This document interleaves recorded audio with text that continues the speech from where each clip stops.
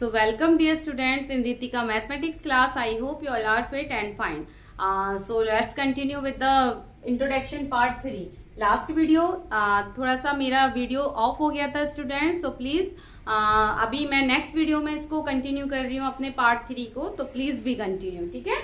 तो पार्ट 3 का ही हमने लास्ट वीडियो जो हमने कवर किया था उसमें polar form of a complex number था। तो मैंने यहाँ तक आपको डिस्कस किया था कि इस तरीके से हम पोलर फॉर्म को आर और थीटा कोऑर्डिनेट की फॉर्म में शो करते हैं, ठीक है। वेयर आर क्या होता है हमारा modulus of Z and theta होता है पॉजिटिव डायरेक्शन से चलते हुए अगर हम anti clock angle x theta degree अगर हम एंटी क्लॉक एंगल चलेंगे तो हम इस पी पॉइंट तक पहुंच पाते हैं, ठीक है। यानी कि हमें पोलर फॉर्म की जरूरत क्यों पड़ती है, तो इसको समझ लेते हैं। हमने एक्स और वाई की फॉर्म तो पढ़ी थी।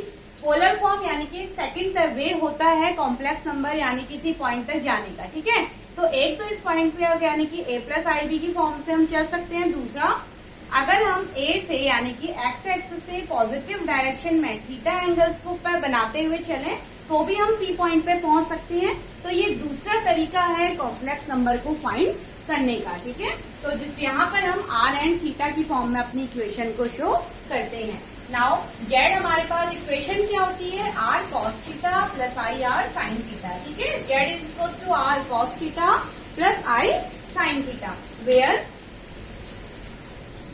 ठीक है, वेयर आर आप कैसे फाइंड करेंगे, R is equal to modulus of Z under root A square plus B square, इसको मॉड्यूलस ऑफ जेड भी बोलते हैं। अब आते हैं सेकंड हमारे पास था थीटा। थीटा होता है argument of Z. Argument of Z को हम थीटा कहते हैं और इसको रिप्रेजेंट किया जाता है tan इनवर्स b अपॉन ए, ठीक है। b हमारी y एक्सिस यानी कि b हमारी y एक्सिस की डिस्टेंस और a हमारी x एक्सिस की डिस्टेंस, यहाँ से हम थीटा फाइंड करते हैं। और एक दूसरा तरीका भी हमारे पास यहाँ पर थीटा फाइंड करने का होता है। देखिए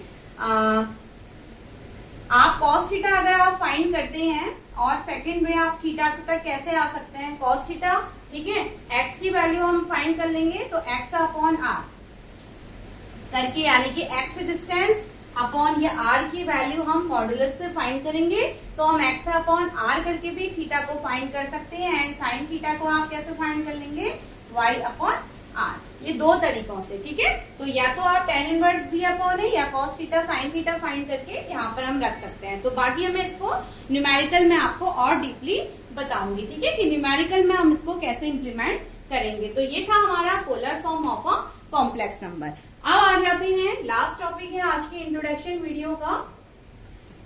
अब हमने 10th क्लास में वापस हम क्वाड्रेटिक इक्वेशन पे आते हैं, ठीक है। अच्छा, वन मोर थिंग इज, यहाँ पर कुछ बातें और समझने वाली हैं पोलर फॉर्म को लेकर के। तो देखिए polar form of a complex number, इसमें थोड़ा सा एंगल को लेके कॉम्प्लेक्स नंबर। अब आप देखिए हमने फर्स्ट क्वाड्रेंट में एंगल कुछ इस तरीके से, हम एक्स एक्सिस यहाँ पर ए डिस्टेंस था हमारा, यहाँ पी पॉइंट था और हम थीटा पॉजिटिव यानी कि एंटी क्लॉक डायरेक्शन में ये पी पॉइंट था, एंटी क्लॉक डायरेक्शन में थीटा चले थे और ये हमारा R is equal to modulus of Z था।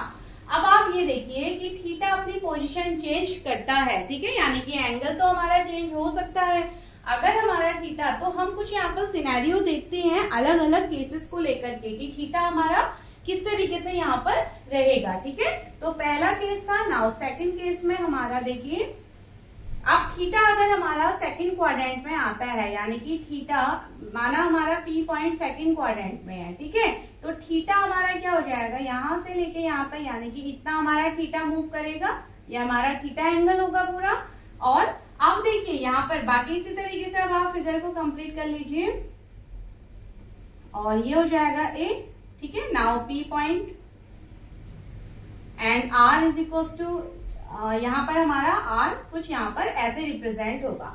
तो एक कंडीशन हमारे पास ये होती है। अब इस कंडीशन को थोड़ा समझते हैं, देन नेक्स्ट हमारे पास कंडीशन कुछ ये हो जाएगी अगर हमारा पी पॉइंट यानी कि यहाँ पर आ जाता है, ठीक है, and coordinate R comma theta के साथ चल रहा है, R comma theta, P coordinate यहाँ आता है तो थीटा एंगल अब हमारा इतना रोटेट हो जाएगा, ठीक है, थीटा एंगल हमारा इतना रोटेट हो जाएगा। देन थर्ड क्वाड्रेंट और फिर इसके बाद हम आते हैं फोर्थ क्वाड्रेंट में। इसके बाद पी पॉइंट अगर हमारा यहाँ पर आ जाता है, आर कॉमा थीटा इसके कोऑर्डिनेट्स हम मानते हैं, तो पी ठीक है, ये हमारा पी पॉइंट है। अब हमारा थीटा यानी कि इतना मूव करके देन इस तरीके से हमारा थीटा रोटेट करेगा, ठीक है। और ये कब है, अगर थीटा हमारा 0 से बड़ा है एंड 2 पाई के बीच में है, ठीक है, 0 के इक्वल एंड 2 पाई के बीच में है। तो इस तरीके से हमारे यानी कि एंटी क्लॉक अगर हम एंगल्स को देखते हैं तो हमारा थीटा यानी कि अलग अलग पॉइंट के लिए पी पॉइंट हमारा अलग अलग क्वाड्रेंट में अगर लाई करता है तो उसके अकॉर्डिंग हमारे क्या हो जाएंगे, एंगल भी हमारा क्या हो जाएगा, एंड रोटेशन ऑफ एंगल वो भी हमारा चेंज होता है। अब रोटेशन ऑफ एंगल को हम दो तरीके से समझेंगे, या तो हम एंटी क्लॉक भी ले सकते हैं या हम क्लॉकवाइज भी ले सकते हैं। तो ये कंडीशन को एक प्रॉपर एक रूल के अंदर रख दिया गया है और जिसको हम कहते हैं प्रिंसिपल आर्ग्यूमेंट, ठीक है, principal argument of Z, argument of Z, ठीक है। अब आप समझ रहे होंगे हमारा पी पॉइंट जैसे जैसे क्वाड्रेंट चेंज करता है वैसे ही हमारा थीटा यानी कि एंगल भी हमारा डिफरेंट तरीके से रोटेट होगा, ठीक है। तो उस कंडीशन पे अब हम एंटी क्लॉक भी जा सकते हैं और क्लॉकवाइज भी जा सकते हैं। तो दोनों कंडीशन में हमारे एंगल किस तरीके से वर्क करें उसके लिए एक क्या कर दिया गया है, एक लाइन सेट कर दी जाती है एंगल को मेजर करने की, और उसी को हम कहते हैं प्रिंसिपल आर्ग्यूमेंट ऑफ जेड, जिसके अकॉर्डिंग हमारा एंगल क्या होगा, थीटा से बड़ा सॉरी माइनस पाई, हमारा थीटा माइनस पाई से ग्रेटर होगा एंड इक्वल ठीक है, माइनस पाई से हमारा थीटा ग्रेटर होगा एंड लेस एंड इक्वल होगा पाई। तो ये हमारी प्रिंसिपल आर्ग्यूमेंट ऑफ जेड होता है, ठीक है।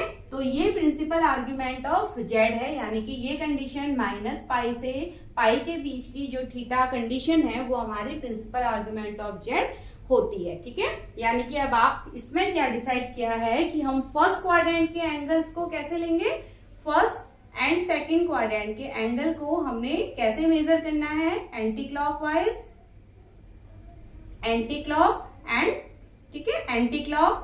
थर्ड एंड फोर्थ क्वाड्रेंट के एंगल को हम कैसे मेजर करेंगे, क्लॉकवाइज, क्लॉकवाइज। तो उसके अकॉर्डिंग अगर हम देखते हैं तो हमारा थीटा क्या हो जाएगा, ये देख लेते हैं। तो फर्स्ट क्वाड्रेंट में तो हमारा थीटा क्या है हमारे, ठीक है, तो फर्स्ट क्वाड्रेंट में थीटा हमारा एंगल क्या हो जाएगा, थीटा हो जाएगा।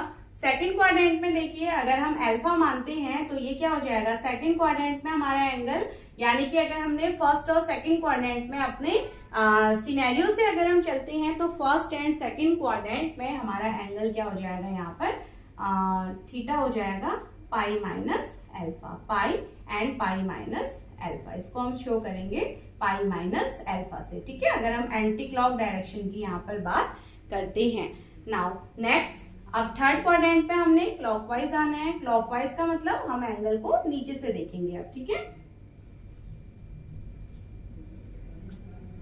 तो यहाँ पर हमारा क्या हो जाएगा, अगर हम यहाँ पर एंटी क्लॉक चलते हैं तो थीटा की वैल्यू हमारी हो जाएगी अल्फा माइनस पाई, ठीक है। एंड फोर्थ क्वाड्रेंट में देखिए थीटा है और यहाँ पर हमने क्लॉकवाइज चलना है, तो ठीक है, यहाँ अगर एंगल थीटा था तो इस वाले डायरेक्शन में फोर्थ में माइनस थीटा, तो यहाँ पर हमारे एंगल की वैल्यू क्या हो जाएगी, माइनस थीटा, यानी कि यहाँ पर आर्ग्यूमेंट ऑफ जेड हमारे इस तरीके से वर्क करेंगे, ठीक है। आई होप आपको यहाँ तक टॉपिक समझ में आया होगा। नाउ नेक्स्ट हम आ जाते हैं अपना क्वाड्रेटिक इक्वेशन क्लास 10th के टॉपिक में। अब क्वाड्रेटिक इक्वेशन में क्या था, हमने थर्ड कंडीशन को छोड़ा हुआ था वहां पर, ठीक है। एंड लास्ट टॉपिक जो हमारा इंट्रोडक्शन का है दैट इज क्वाड्रेटिक इक्वेशन। हमने क्वाड्रेटिक इक्वेशन की X square plus B X plus C equals to 0 form आपको पता है, ठीक है। अब यहाँ पर हमने क्या पढ़ा है, अगर डिस्क्रिमिनेंट की वैल्यू लेस देन 0 हो जाती है तो हम क्या करते थे, उस कंडीशन को हम छोड़ देते थे। बट अब हमने कॉम्प्लेक्स नंबर के बारे में पढ़ चुके हैं तो उस कंडीशन को अब हम छोड़ेंगे नहीं, यानी कि अब हम उस कंडीशन को सॉल्व करते हैं, ठीक है। तो चलिए, और यहाँ पर हम एक्स कोऑर्डिनेट निकालते हैं। फॉर्मूला हमारे पास होता है X is equal to minus B plus minus under root B square minus 4ac upon 2a, upon 2a, जहां पर b स्क्वायर माइनस 4ac को हम b स्क्वायर माइनस 4ac को हम क्या बोलते हैं, कैपिटल D से हम शो करते हैं, इट इज डिस्क्रिमिनेंट। ठीक है, इसको हम डिस्क्रिमिनेंट कहते हैं। अब सबसे पहले आपको एक इक्वेशन दी जाती है, क्वाड्रेटिक इक्वेशन, उसके लिए आपको डिस्क्रिमिनेंट चेक करना है। अगर आपका डिस्क्रिमिनेंट 0 से छोटा आता है तो फिर हम इस कंडीशन को अप्लाई करके x की वैल्यू निकाल लेते हैं। तो चलिए एक एग्जांपल आपके एनसीईआरटी से यहाँ पर थोड़ा सा समझ लेते हैं डिस्क्रिमिनेंट को, कि हम कैसे इसको सॉल्व करेंगे। ठीक है, हमारे पास एक एग्जांपल है यहाँ पर, देखिए X square plus X plus 1 is equal to 0। ठीक है, हमारे पास एक क्वाड्रेटिक इक्वेशन स्क्वायर फॉर्म की है, that is it is a quadratic equation. हमारे पास ये है एग्जांपल। अब हम क्या करेंगे, यहाँ पर सबसे पहले हम डिस्क्रिमिनेंट को चेक करते हैं कि क्या हमारे पास d 0 से छोटा है या नहीं। तो डिस्क्रिमिनेंट चेक करने के लिए हमें b स्क्वायर माइनस 4ac को चेक करना होगा, यानी कि ये टर्म है b स्क्वायर, कंपेयर करते हैं तो b स्क्वायर यहाँ पर क्या हो गया, a इज इक्वल टू 1। आप इस जनरल इक्वेशन से कंपेयर कीजिए तो a 1, b is equal to 1 and c is equal to 1।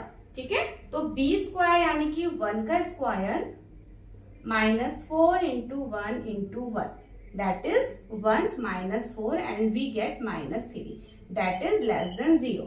यानी कि d हमारा क्या आ गया, लेस देन 0 आ जाता है। तो यानी कि अब ये हमारा कॉम्प्लेक्स नंबर का केस है। तो अब हम यहाँ पर x के कोऑर्डिनेट फाइंड करना स्टार्ट करते हैं। ठीक है, तो x के लिए हम सॉल्यूशन देंगे, यानी कि हम x की वैल्यू फाइंड करेंगे। तो चलिए x की वैल्यू क्या हो जाएगी, माइनस बी यानी कि b की value -1 plus minus under root.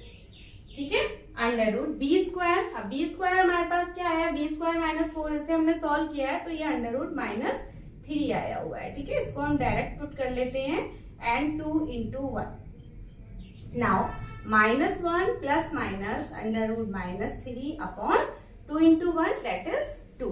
ठीक है, तो ये हमारा सॉल्यूशन आता है। इसको अगर हम और थोड़ा सा सॉल्व करते हैं, देखिए कॉम्प्लेक्स नंबर तो हमारे पास है ही, तो -1 plus minus under root -1 into 3। ठीक है, अंडर रूट -3 को -1 इंटू 3 अब हम लिख सकते हैं अपॉन में 2, and that is -1 plus -1 that is I square. I square को रूट से बाहर लेंगे तो आयोटा हमारा बाहर आ जाएगा, आयोटा √3 अपॉन 2। और ये हमारी कॉम्प्लेक्स नंबर की फॉर्म, यानी कि सॉल्यूशन फॉर द एक्स हमारा ये आ चुका है। तो इस तरीके से अब आप यहाँ पर किसी भी कॉम्प्लेक्स नंबर यानी कि कोई भी क्वाड्रेटिक इक्वेशन जिसका डिस्क्रिमिनेंट हमारा 0 से लेस होता है, उसके लिए अब हम यहाँ पर बहुत इजीली सॉल्यूशन फाइंड कर सकते हैं। ठीक है, तो आई होप ये सभी टॉपिक आज आपको समझ में आए होंगे, and in next video we will start exercise 5.1।